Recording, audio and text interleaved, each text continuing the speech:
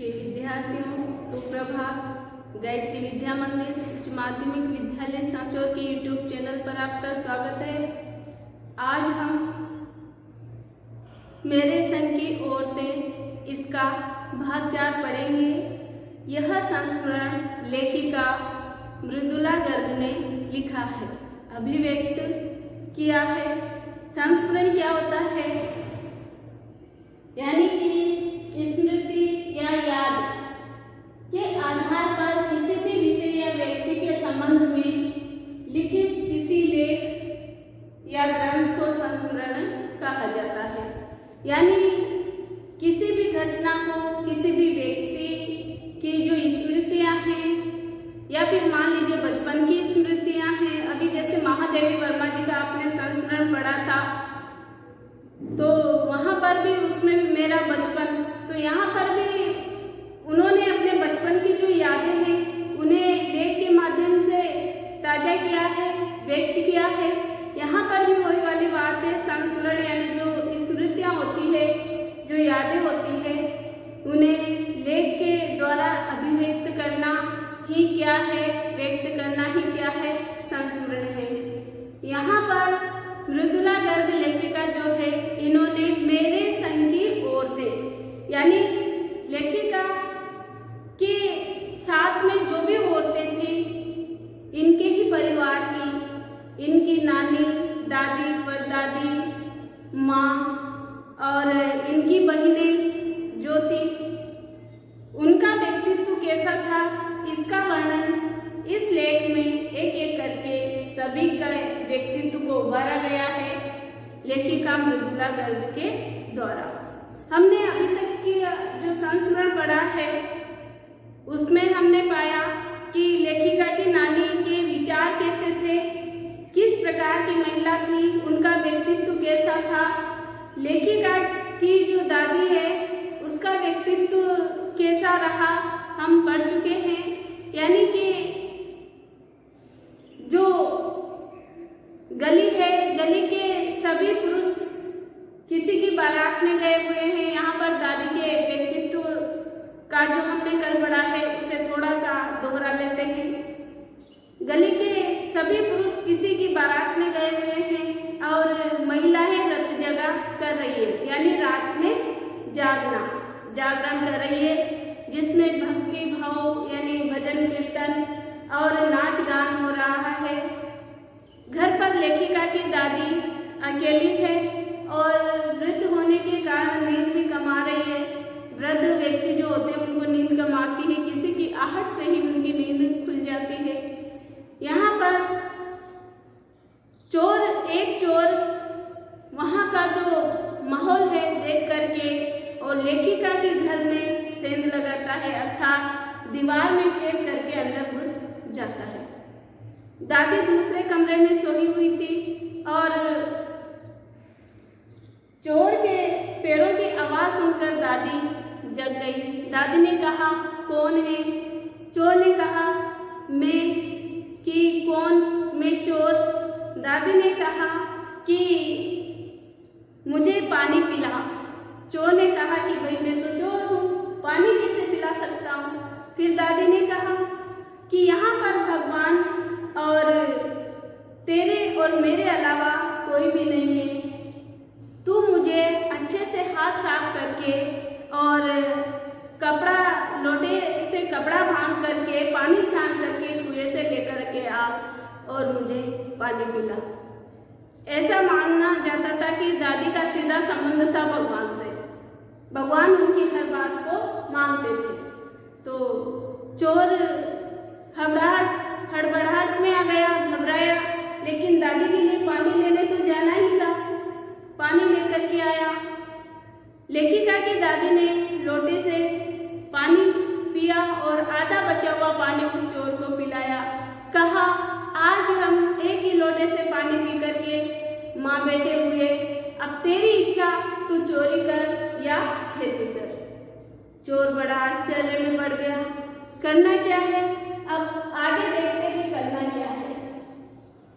यहाँ तक हमने पढ़ लिया था। बेटा बेचारा किस लायक रह गया था। कौन बेटा? वही चोर जिसने दादी को पानी पिलाया था। सो रोमांचक धंधा छोड़ खेती से लगा, सालों साल लगा रहा। जब मैंने उसे देखा, बड़ा भला मानुस बूढ़ा लगा मुझे, डरा डरा, हैरान सा, यानी आश्चर्य प्रकट करने वाला। अब खानदानी विरासत कहिए या जीवाणुओं का प्रकोप, विरासत जो हमें हमारे पुरखों से प्राप्त होती है, तो जो धन संपत्ति हमें हमारे पूर्वजों से, हमारे पुरखों से प्राप्त होती है, उन दो सन की बुढ़ियों के बीच में अच्छी फंसी। सन की यानी जिन पे पागलपन सवार रहता है, सन की। एक तरफ माँ जी के चलते अपने लड़की होने पर कोई हीन भावना मन में नहीं उपजी, और नानी के चलते देश की आज़ादी को लेकर बेकार ही रोमानी रही, बेकार ही रोमांचित हुई। 15 अगस्त 1947 को जब देश को आज़ादी मिली, या कहना चाहिए जब आज़ादी पाने का जश्न मनाया गया। हमारा देश कब आज़ाद हुआ था? 15 अगस्त सन 1947 को। जब हमारा देश आज़ाद हुआ और हमें आज़ादी का जश्न यानी उत्सव मनाने का सौभाग्य प्राप्त हुआ, तो दुर्योग से, यानी उस समय बुरा योग था और मैं बीमार थी। कौन? लेखिका। उन दिनों टाइफाइड खासा जानलेवा रोग माना जाता था। टाइफाइड जो बुखार आता है, इसीलिए मेरे तमाम रोने धोने के बावजूद डॉक्टर ने मुझे इंडिया गेट जाकर जश्न में शिरकत करने की इजाज़त नहीं दी। शिरकत यानी शामिल होने की, उत्सव में शामिल होने की इजाज़त मुझे नहीं दी गई। किसके द्वारा? डॉक्टर के द्वारा। क्योंकि डॉक्टर अपने नाना के परम मित्र और उनसे ज़्यादा नाना थे, इसीलिए हमारे पिताजी जो बात बात पर सत्ताधारियों से लड़ते भिड़ते रहते थे। देखिएगा, सत्ताधारी कौन? अंग्रेज, जिनका हमारे देश पर शासन था, अधिकार था, जो हमारे देश पर शासन करते थे। चुप्पी साध गए, यानी चुप हो गए।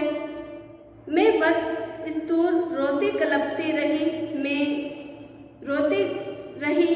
क्या कोई बच्चा इकलौती गुड़िया के टूट जाने पर रोया होगा?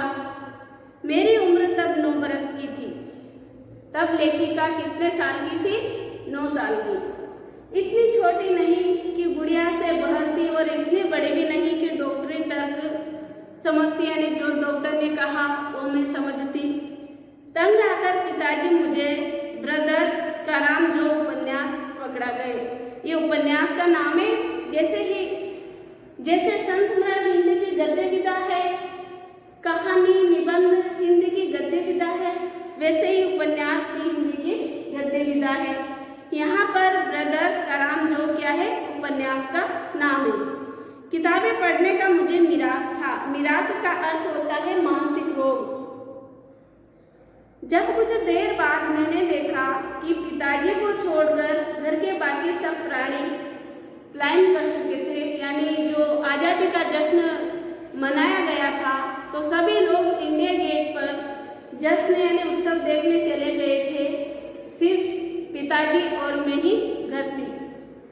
पिताजी दूसरे कमरे में बैठे अपनी किताब पढ़ रहे थे। रोना धोना छोड़कर मैंने भी किताब खोल ली। एक बार शुरू कर लेने पर उसने मुझे इतनी मोहलत नहीं दी। मोहलत यानी फुर्सत या अवकाश, फुर्सत नहीं दी कि दोबारा रोना शुरू करूं या कोई और काम पकड़ूं। यानी लेखिका के पिताजी ने लेखिका को इंडिया गेट पर और डॉक्टर ने इंडिया गेट पर नहीं जाने दिया। क्यों नहीं जाने दिया था? क्योंकि लेखिका उस समय बीमार थी, 9 वर्ष की थी, और वहाँ पर आज़ादी का उत्सव मनाया जा रहा था, लेकिन लेखिका को वहाँ जाने नहीं दिया गया। तो लेखिका उस उपन्यास में जो किताब थी ब्रदर्स कारामजो, उसमें इतनी खो गई कि उसे और फुर्सत ही नहीं मिली। तब मेरी समझ में नहीं आया क्योंकि उसके बाद इतनी बार पढ़ी कि सारे पाठ आपस में गड्ढमड्ढ हो गए, शामिल हो गए, मिक्स हो गए। कितना पहली बार में पल्ले पड़ा यानी समझ में आया, कितना बाद में कहना मुश्किल है, पर इतना विश्वास के साथ कह सकती हूँ कि उसका एक अध्याय, उस उपन्यास का एक अध्याय जो बच्चों पर होने वाले अनाचार अत्याचार पर लिखा हुआ था। वो जो उपन्यास लेखिका के पिताजी ने लेखिका को पढ़ने के लिए दिया, उसमें एक अध्याय ऐसा था जिस पर बच्चों पर जो अत्याचार होते थे, अन्याय होते थे, उस पर लेख लिखा हुआ था। मुझे पहली बार में ही लगभग कंठस्थ हो गया यानी याद हो गया। उम्र के हर पड़ाव पर वो मेरे साथ रहा, मुझे हमेशा याद रहा। लेखन के एक महत्वपूर्ण भाग को प्रभावित करता रहा, जैसे जादू का कालीन, मेरा नाटक नहीं, वह 3 किलो की छोरी जैसी कहानियाँ, ये किसके नाम है? कहानियों के, और कठगुलाब उपन्यास के कई अंश यानी भाग। ऐसे ही यह भी एक अध्याय था उपन्यास का।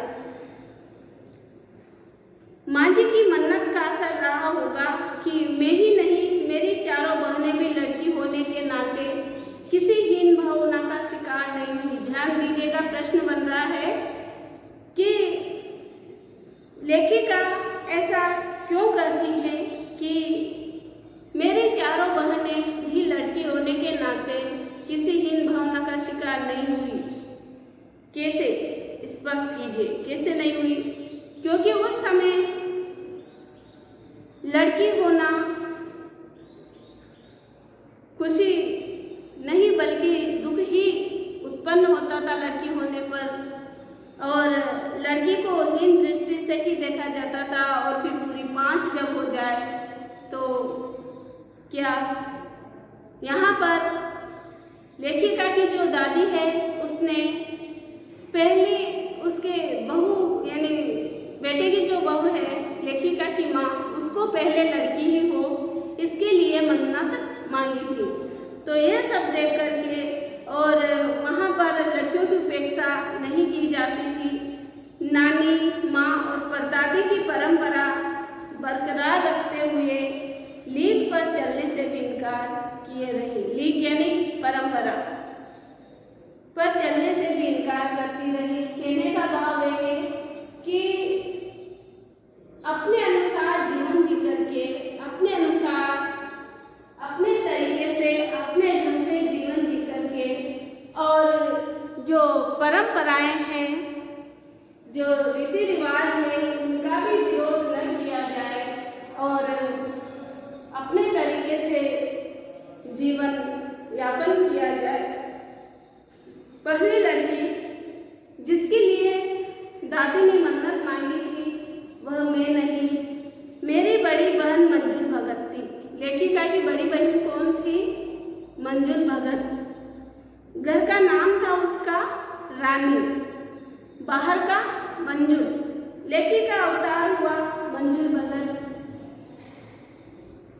क्योंकि लिखना शादी के बाद शुरू किया, अपना नाम बदलकर पति का ग्रहण करने में कोई हीन भावना आड़े नहीं आई, इसलिए पैदाइश से जैन नाम छोड़ भगत बनी। दूसरे नंबर पर मैं थी, पहले नंबर तो लेखिका की बड़ी बहन थी मंजुल, दूसरे नंबर की लेखिका थी।